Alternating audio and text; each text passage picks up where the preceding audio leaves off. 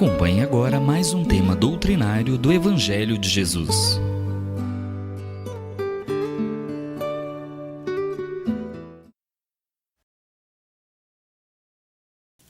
Boa noite, meus irmãos.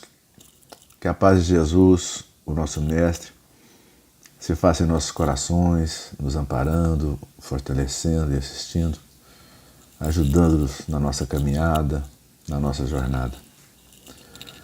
Mais uma vez, estamos juntos, buscando estudar a mensagem de Jesus, os ensinamentos que o Mestre nos trouxe, fazendo esse caminho glorioso para que todos nós, entendendo, compreendendo e praticando, possamos segui-lo em busca do nosso crescimento, da nossa elevação, da nossa libertação espiritual. Que a cada dia possamos aprofundar o estudo da mensagem de Jesus.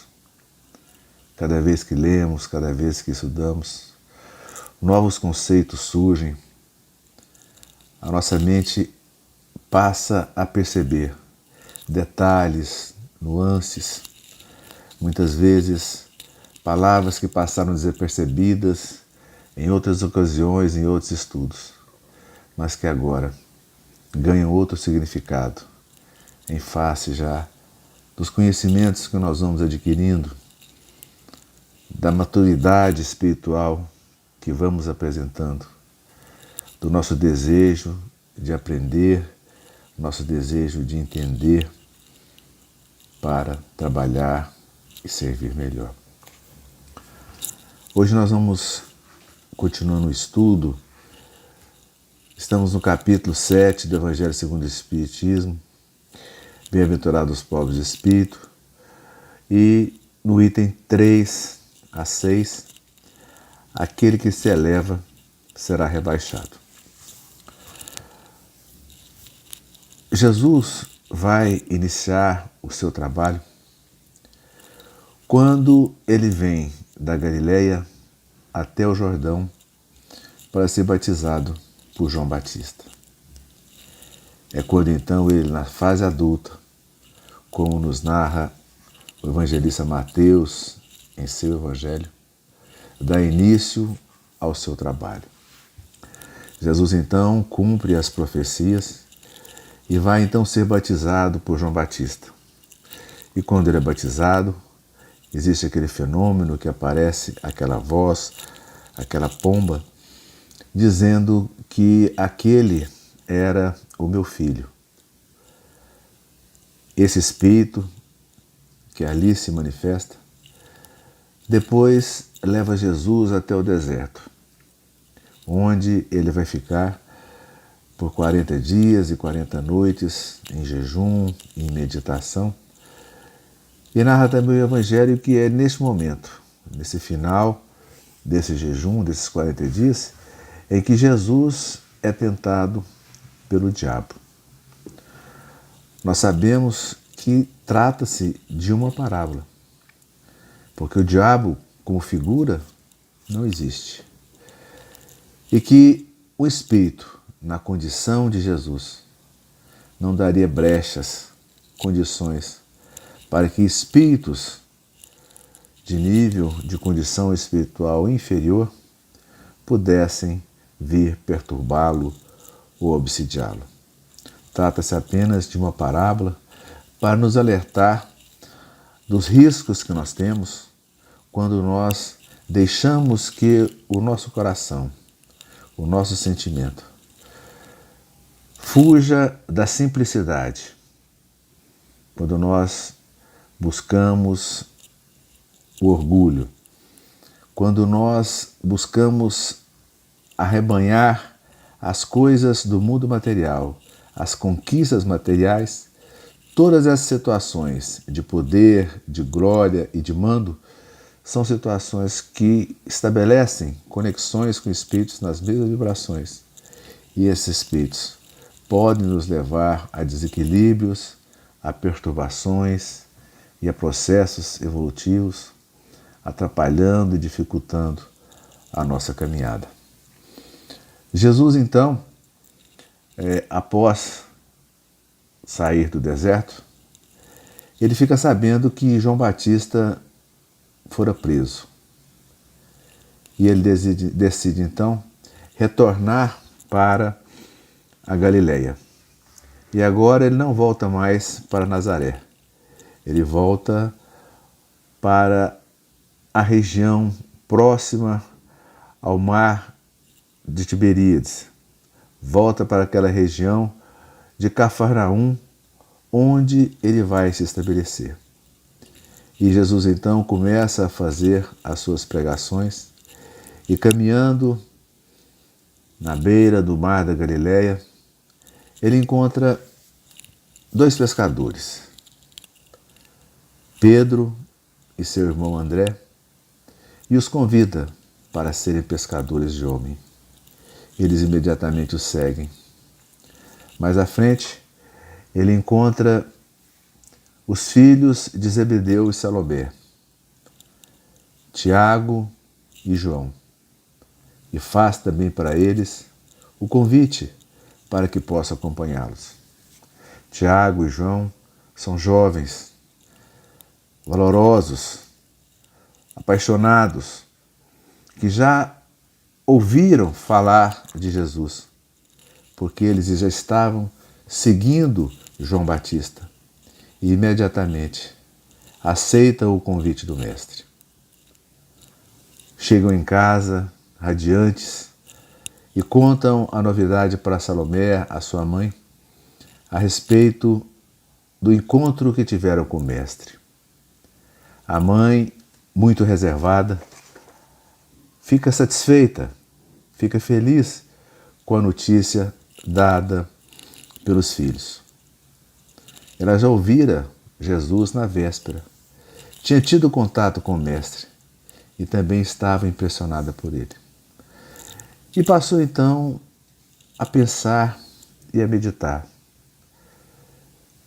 Ela ouvira que provavelmente ocorreriam mudanças no plano político, que haveriam revoluções que talvez destituiriam aqueles que estavam no comando ali da Palestina. Quem sabe se Jesus não era um enviado de um príncipe que estava ali selecionando as pessoas para que eles pudessem ajudá-la depois no seu reino?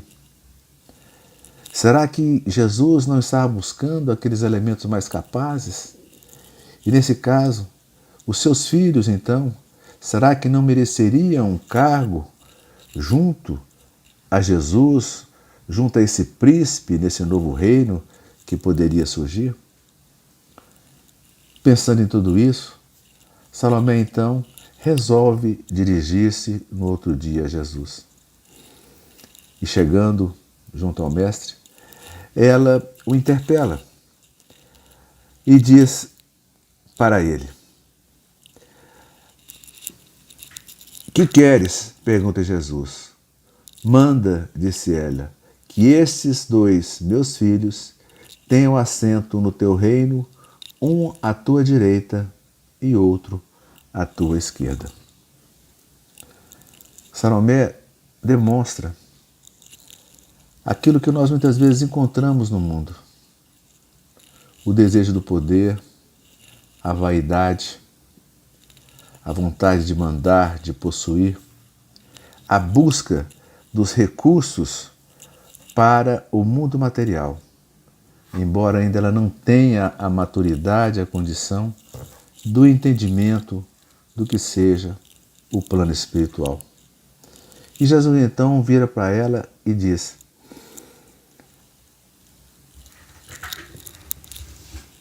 "Não sabes o que pedes? Podeis ambos beber o cálice que eu vou beber?" Jesus se refere, então, se eles poderiam suportar aquilo que ele vai passar. E eles imediatamente dizem que sim. Jesus está querendo dizer que todos aqueles que lutaram pela verdade, todos aqueles que buscaram tirar a humanidade do sofrimento, da dor, das trevas, que vieram trazer luz, não foram compreendidos.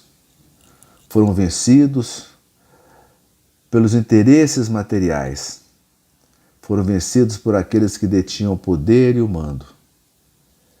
Foram então maltratados, espancados, banidos, e muitos deles foram mortos.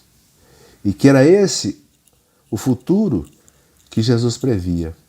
Era isso que ele estava prevendo, que seria um futuro de dores, de dificuldades, que a implantação do Evangelho, do reino de Deus aqui na terra, demandaria sacrifícios.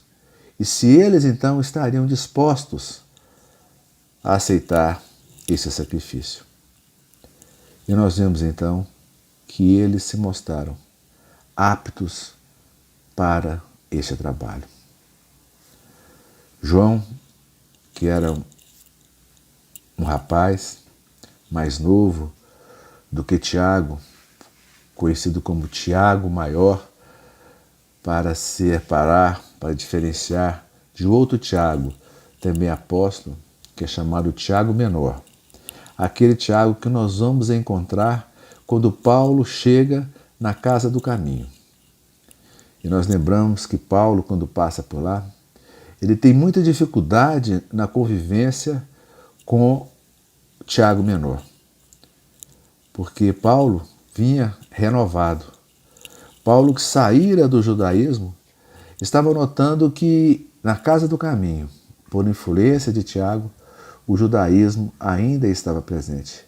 E que o cristianismo corria o risco de se tornar um apêndice do judaísmo e todo aquele trabalho de Jesus fosse colocado a perder. Tem então aqueles embates com o Tiago sobre a circuncisão, a participação dos gentios em atos e sem serem obrigados a ser circuncidados. E Paulo parte então com aquele sentimento de dificuldade de relacionamento, de decepção com Tiago. Somente mais tarde, numa das partes mais bonitas do livro, quando ele já retorna dos seus trabalhos, já mais amadurecido, já mais ciente das coisas da vida, ele recebe a visita de Tiago Menor. E aí ele percebe que Tiago havia feito todo aquele trabalho de aproximação com o judaísmo e daquilo que ele achava que fosse uma submissão, mas que era tão somente uma tática que ele estava usando para que a Casa do Caminho pudesse continuar com o seu trabalho, pudesse continuar levando os recursos materiais, pudesse continuar no trabalho de assistência material e espiritual para todos que lá passassem. Era o preço que ele estava pagando para poder continuar assistindo àquela imensidão de pessoas doentes, perturbadas, endemoniadas, que passavam pela Casa do Caminho. Paulo, então, reconhece a grandeza de Tiago, reconhece o seu trabalho que Tiago Menor fez na Casa do Caminho. Mas esses dois irmãos, Tiago Maior, ele também tem a sua importância junto com Jesus. Basta lembrarmos que daqueles episódios que nós encontramos mais significativos no Evangelho, Jesus sempre levava a presença de 3 discípulos. No caso da cura da filha de Jairo, no caso da transfiguração, lá na agonia do Getsêmani, todas essas situações, Jesus se recorreu a João, a Pedro e a Tiago. era a base, o apoio que eles contavam. E Tiago Maior, prosseguiu valoroso, e após a morte de Jesus, ele continuou o trabalho, se engajou também junto com João na Casa do Caminho. Mas, de temperamento voluntarioso, ele não aceitava as imposições do judaísmo e logo entrou em choque com os sacerdotes. Sendo preso, foi condenado e foi decapitado. Foi o segundo mártir, sendo que Estevão foi aquele primeiro mártir da Casa do Caminho. E Tiago Maior foi o segundo mártir, sendo decapitado por volta do ano 41. João era aquele apóstolo com o qual Jesus mantinha a maior afinidade. Era aquele o bem-amado, era aquele que Jesus possuía uma identidade, um vínculo superior aos outros. Era a afinidade entre os espíritos. E João acompanhou Jesus em todos os instantes cruciais. E nós nos lembramos que quando Jesus está no Calvário, quando Jesus já está na cruz, ele olha para sua mãe, olha para João e entrega a sua mãe aos cuidados de João e diz para ele: filho, eis aí a tua mãe. Cuida da minha mãe, cuida de Maria. E João volta para a Casa do Caminho e depois continua trabalhando e vai cuidar de Maria. Maria vai morar em Éfeso e mantém esses estreitos cuidados com João. João prossegue o seu trabalho, vai escrever um dos evangelhos, que é o 4º evangelho. O evangelho de João é aquele evangelho diferente dos outros 3 evangelhos que nós dizemos que são evangelhos sinópticos, porque os assuntos que estão em Lucas, em Mateus, em Marcos, têm correspondência uns com os outros. O de João já é um evangelho diferente. É um evangelho para aqueles que já têm uma base de entendimento e de compreensão. Tanto é que ele já foi escrito por João quando ele já estava numa idade mais avançada. Presume-se que esse evangelho tenha sido escrito por volta ali dos anos 70 depois de Cristo. João foi o único dos apóstolos que não foi morto de forma violenta, que teve morte natural. Tiago e João souberam então tomar o cálice que Jesus havia proposto. Deram a sua vida, os seus melhores esforços, o seu testemunho, para que a mensagem da Boa Nova pudesse seguir o seu caminho e pudesse chegar até nós, pudesse vir a cada um de nós, para que nós possamos assimilá-la, para que nós possamos entendê-la, para que nós possamos colocar em prática na nossa vida. Essa é a finalidade dos ensinos de Jesus. Nós entendemos e praticar. Jesus não quer a nossa adoração. Jesus quer que nós nos libertemos. Jesus quer que nós cresçamos. Jesus quer que nós possamos diminuir as nossas dores, os nossos padecimentos, os nossos sofrimentos, que nos tornemos criaturas que possam auxiliá-lo na assistência e no amparo daqueles que ainda estão distantes dos teus ensinos, daqueles que não conhecem, ou que não compreenderam, ou que não valorizaram a sua mensagem. E ele fala também para Salomé que quanto ficar à direita ou à esquerda não depende dele, isso depende de Jesus, de Deus. Depende de Deus significa que depende do mérito de cada um. Depende da condição de cada um. Todos nós somos herdeiros dos nossos atos. Todos nós somos herdeiros de tudo aquilo que nós fazemos. Se nós fizermos o bem, herdaremos o bem. Se nós fizermos o mal, herdaremos o mal. Então, a cada um será dado segundo as suas obras, segundo aquilo que plantou, segundo o seu esforço, segundo a sua dedicação, segundo o seu interesse, segundo a sua boa vontade. Não existe, meus irmãos, o céu de favor. Para nós conseguirmos a nossa evolução, para nós conseguirmos o nosso progresso, depende do nosso esforço pessoal. Depende de cada um de nós. Nós não temos como transferir conquistas e conhecimentos para os nossos filhos, para a nossa esposa, para os nossos irmãos de caminhada. As conquistas são solitárias, são individuais, são íntimas, pertencem a cada um.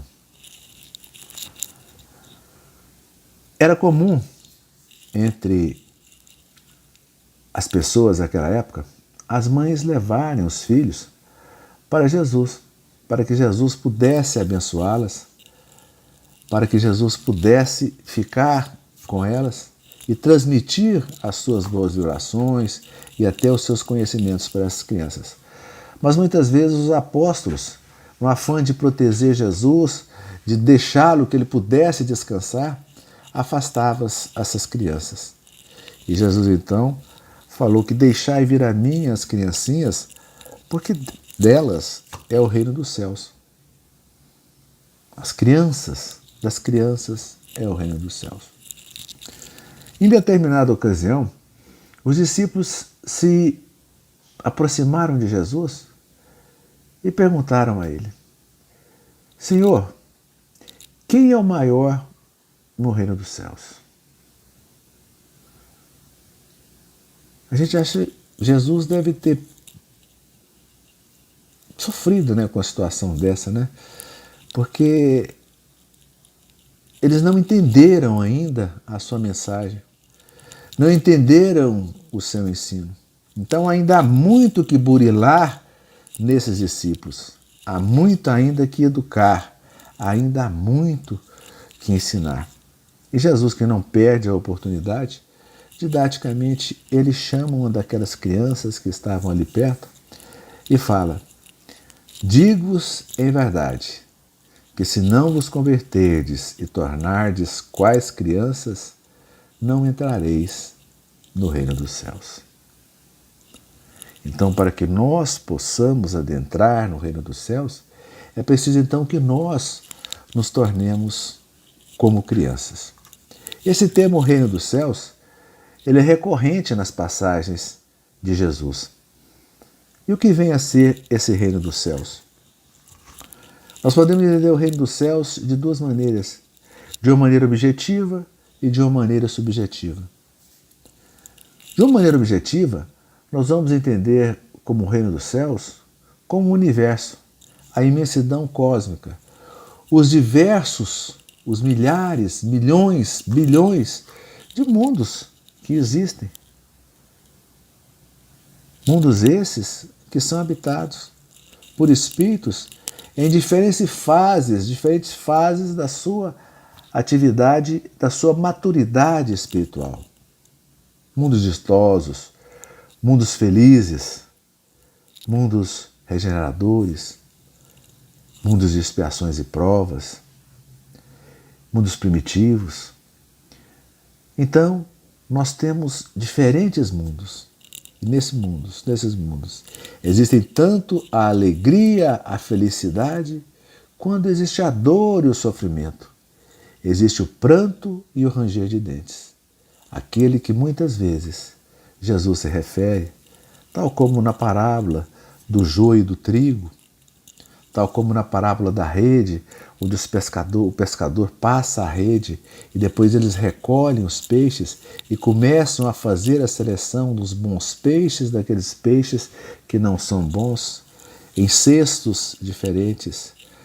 Somos nós, espíritos, que somos selecionados.